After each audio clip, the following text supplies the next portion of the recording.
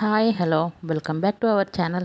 ఈరోజు వీడియోలో చాలా టేస్టీగా క్రిస్పీగా ఉండే సగ్గుబియ్యం చెక్కలు తయారు విధానం చూద్దామండి.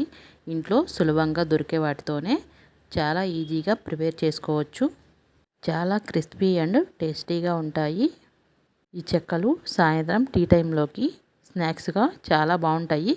పిల్లలకి లంచ్ బాక్స్లో కూడా పెట్టవచ్చు. పిల్లలు కూడా చాలా ఇష్టంగా తింటారు. 1 కేజీ సగ్గుబియ్యం చెక్కలు ఎలా ప్రిపేర్ చేసుకోవాలో పక్కా కొలతలతో ఈ వీడియోలో చెప్పిన చిన్న చిన్న టిప్స్ను ఫాలో అవుతూ చేస్తే చెక్కలు చాలా సింపుల్గా ఎవరైనా ఇంట్లోనే ప్రిపేర్ చేసుకోవచ్చు. వీడియోనైతే ఎక్కడ స్కిప్ చేయకుండా చూసేయండి. నేను ఇక్కడ సగ్గుబియ్యాన్ని నానబెట్టుకుంటున్నానండి. సగ్గుబియ్యం కనీసం 1 గంట పాటు నానబెట్టుకోవాలి. నేను ఇక్కడ 150 గ్రాములు సగ్గుబియ్యం తీసుకుంటున్నాను. 1 కేజీ బియ్యం పిండికి 150 గ్రాములు సగ్గుబియ్యం అయితే పర్ఫెక్ట్గా సరిపోతాయండి. మనం ఇంట్లో టీ గ్లాస్ ఉంటుంది కదా, ఆ గ్లాస్ అయితే 2 గ్లాసులు వేసుకోండి. కొంచెం పెద్ద గ్లాస్ అయితే 1 గ్లాసు వేసుకోండి. అలాగే పెసరపప్పును కూడా నానబెట్టుకోవాలి. 100 గ్రాములు పెసరపప్పును తీసుకుంటున్నాను. చిన్న టీ గ్లాస్ ఉంటుంది కదా, ఆ గ్లాసు 1 గ్లాస్ అయితే సరిపోతుంది. సగ్గుబియ్యాన్ని పెసరపప్పుని 1 గంట పాటు నానబెట్టుకోవాలి. సగ్గుబియ్యం చక్కగా నలిపితే మెత్తగా నలిగిపోవాలి. ఇప్పుడు ఒక మిక్సీ జార్ తీసుకొని దానిలోకి నీట్గా కడిగిన అల్లాన్ని 2 ఇంచులు తీసుకోండి. అలాగే 6 పచ్చిమిరపకాయలను 3 ఎండుమిరపకాయలను తీసుకోండి. అదేవిధంగా 4 రెమ్మలు కరివేపాకును కూడా తీసుకొని ఇలా కోర్సుగా కచ్చా గ్రైండ్ చేసి పక్కనుంచుకోండి. ఇప్పుడు మనం బియ్యం పిండిని జల్లించుకోవడం కోసం ఒక పెద్ద గిన్నెను తీసుకొని దానిలోకి జల్లెడను ఉంచి మనం బియ్యం పిండిని జల్లించుకోవాలి.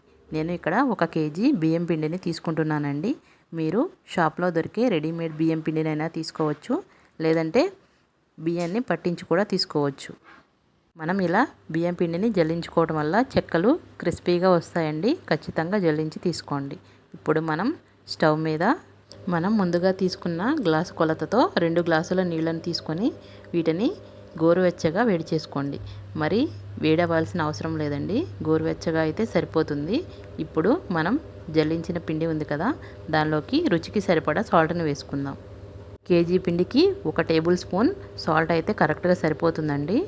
అలాగే మనం నానబెట్టి ఉంచుకున్న పెసరపప్పుని సగ్గుబియ్యాన్ని కూడా చక్కగా నీళ్ళని వడకట్టి వేసుకోవాలి. మనం గ్రైండ్ చేసి ఉంచుకున్నాం కదా, ఆ మిశ్రమాన్ని కూడా వేసుకోవాలి. దీనిలోకి 1 టేబుల్ స్పూన్ జీలకర్రను కూడా వేసుకోండి.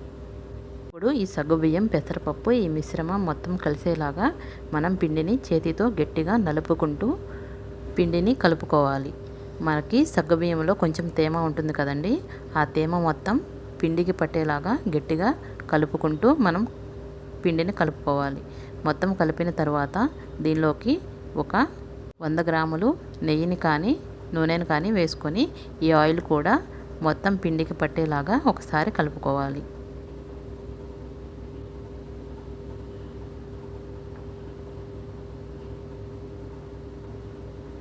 ఇప్పుడు మనం గోరువెచ్చగా వేడి చేసుకున్న నీళ్ళను కూడా తీసుకొని వచ్చి ఈ పిండిలోకి కొంచెం వేసుకుంటూ మనం పిండిని తడి పొడిగా కలుపుకోవాలి. ఈ చెక్కల్లోకి అయితే ఎక్కువగా నీళ్ళు అయితే పట్టవండి, తక్కువగా పోసుకుంటూ కలుపుకోండి. మనం ఈ చెక్కలకి పిండిని కొంచెం గట్టిగానే కలుపుకోవాలండి. మరి లూజ్గా అయితే ఉండకూడదు. చేతికి పిండి అనేది అంటుకోకూడదు, చక్కగా ముద్ద కట్టాలి. ఆ విధంగా మనం కలుపుకోవాలి. నేను తీసుకున్న 2 గ్లాసుల నీళ్ళకి నాకు సగం గ్లాసు నీళ్ళు మిగిలినాయండి. అంటే గ్లాసున్నర వేడి నీళ్ళు అయితే పట్టినాయి. నాకు తెలిసినంత వరకు కేజీకి గ్లాసున్నర నీళ్ళు అయితే పర్ఫెక్ట్గా సరిపోతాయండి. మనం సగ్గుబియ్యం నానపెట్టి వేసుకుంటున్నాం కదా, దానిలోని తేమకు ఈ గ్లాసున్నర నీళ్ళు కరెక్ట్గా సరిపోతాయి. ఇంకా నీళ్లు పట్టవండి దీంట్లోకి. ఇప్పుడు ఈ పిండిని ఒకసారి మొత్తం కలిసేలాగా కలుపుకోవాలి. ఇది మనకి అంత వేడిగా ఉండదండి, గోరువెచ్చగానే ఉంటుంది. మనం అప్పుడే కలిపేసుకోవచ్చు. ఈ వీడియోలో చూపిస్తున్న విధంగా పిండిని గట్టిగా నలుపుకుంటూ ఒక దగ్గరగా కలుపుకోవాలి.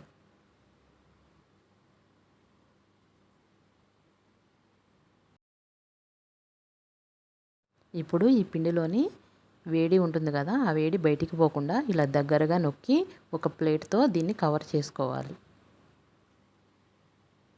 మనం కొంచెం పిండిని తీసుకొని ఇలా గట్టిగా ఒక ముద్దలాగా చేసుకొని ఒక రోల్ చేసుకోవాలి. మనకి ఏ సైజు చెక్కలు కావాలో అదే సైజు చిన్న ఈక్వల్ బాల్స్ లాగా ఈ పిండి ముద్దని డివైడ్ చేసుకోవాలి.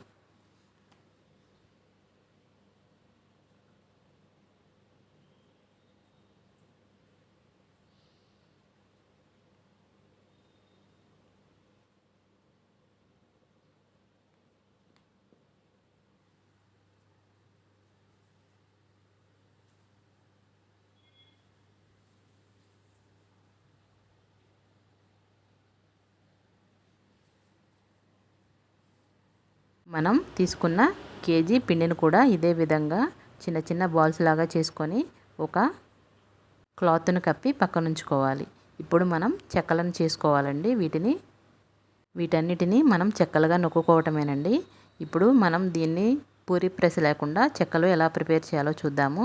కింద ఒక పేపరు పైన ఒక పేపర్ వేసుకొని మనం ఏదైనా చెంబు సహాయంతో ఇలా నొక్కితే చక్కగా చెక్కలాగా వస్తుందండి. మనకి పిండి ఎక్కువ తక్కువ లేకుండా ఈక్వల్గా మనం స్ప్రెడ్ చేసుకోవాలి. అప్పుడే చెక్కలు బాగా కాలుతాయండి.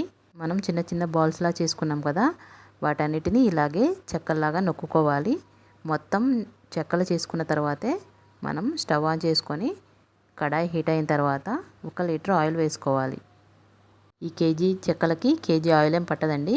మనకి ఎక్కువ ఆయిల్ ఉంటే చక్కగా ఫ్రై అవుతాయి. అందుకని డీప్ ఫ్రైకి సరిపడా ఆయిల్ వేసుకోండి. ఆయిల్ మీడియం హీట్ అయిన తర్వాత మనం చేసి ఉంచుకున్న చెక్కలను కూడా ఈ ఆయిల్లోకి ఒక్కొక్కటిగా డ్రాప్ చేసుకోవాలి.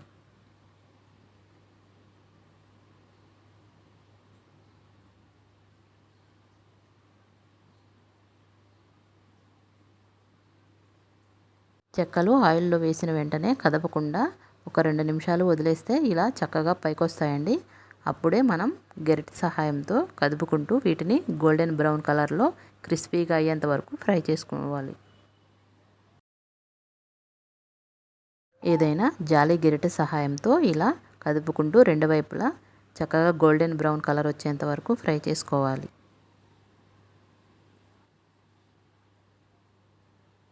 ఈ కలర్ వచ్చిన తర్వాత మనం తీసుకొని ఈ ఆయిల్ మొత్తాన్ని స్ట్రెయిన్ చేసి ఒక గిన్నెలోకి వేసుకోవాలి.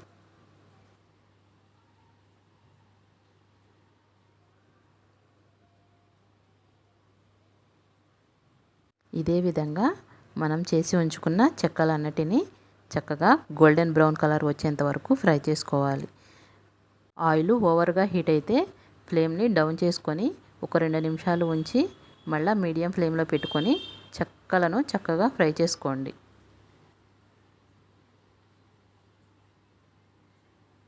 నేనైతే ఫస్ట్ టైం చెక్కలు చేసినప్పుడు టేస్ట్గా ఉంటాయని ఎక్కువగా సగ్గుబియ్యం అయితే వేసానండి. అవి సగ్గుబియ్యం చెక్కల నుంచి సపరేట్ అయిపోయినాయి అన్నమాట. ఇప్పుడు చూసారా, సపరేట్ అవ్వకుండా చెక్కల నుంచి అలానే ఉన్నాయి. సగ్గుబియ్యం చెక్కల్లో సగ్గుబియ్యం అనేది చెక్కల నుంచి వేరు కాకూడదండి. ఇలా చెక్కలకే ఉండాలి, అప్పుడే టేస్ట్ బాగుంటాయి.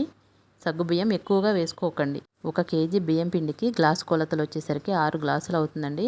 6 గ్లాసులు బియ్యం పిండికి మనం 1 గ్లాసు సగ్గుబియ్యం వేసుకుంటే సరిపోతుంది.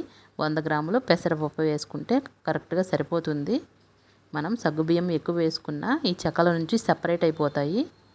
ఈ వీడియోలో చూడండి, సగ్గుబియ్యం అసలు చెక్కల నుంచి సపరేట్ కాలేదు, పర్ఫెక్ట్గా వచ్చినాయండి చెక్కలు అయితే.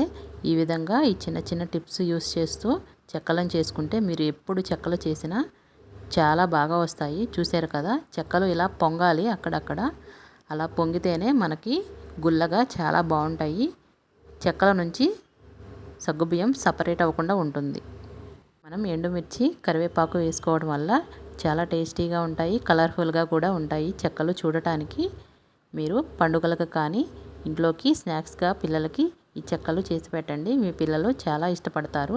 చూసారు కదా ఎంత కలర్ఫుల్గా ఉన్నాయో, చాలా క్రిస్పీగా చాలా గుల్లగా అయితే వచ్చినాయండి. అంతేనండి, మీరు కూడా ఇంట్లో ఈ రెసిపీని ట్రై చేసి మీకు ఈ రెసిపీ ఎలా కుదిరిందో నాకు కామెంట్ సెక్షన్లో కామెంట్ చేయండి. ప్లీజ్ లైక్ చేయండి, షేర్ చేయండి, మన ఛానల్ని సపోర్ట్ చేయండి. Thank you for watching. Please subscribe our channel.